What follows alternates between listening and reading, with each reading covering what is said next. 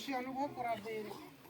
যেহেতু আজিমুল শান মাস রমজানুল মুবারকের মাস পার হয়ে এই একটা দিন উৎসব হিসাবে আল্লাহ নবী করে গেছেন।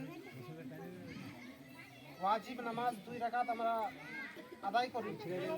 বারহাল এই সম্পর্কে বেশি কিছু আলোচনা করব না, জরুরি কথা কিছু বলে দিই। দেখেন, ঈদের নামাজ পড়ার আগে জিনাদের ফিতরা, যাকাত, আতিয়াত বাকি আছে, আপনারা সকলেই দিয়ে দিবেন। যদি ইনকেস বাকি আছে কিন্তু হয়তো পয়সা আনেন নাই বা কোনো অসুবিধে আছে, তাহলে মনের মধ্যে এরাদা করে নেবেন যে পয়সাটা ফলানা সাহেবকে আমি দিয়ে দেবো। এরপর যেটা হলো যে ঈদের নামাজটা ওয়াজিব নামাজ। এই ঈদুল ফিতরের দিনে আল্লাহর নবী কি করেছিলেন?